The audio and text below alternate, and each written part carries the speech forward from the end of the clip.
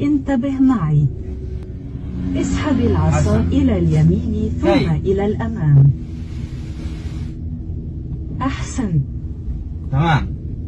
ماذا أصنع الآن؟ افصل فرامل اليد.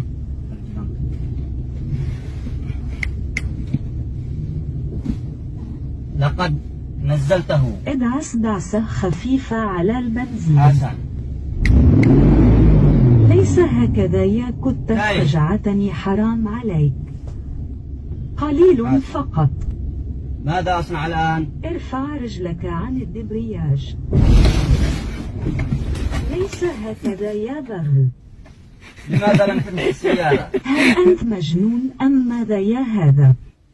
كيف تدريجيا؟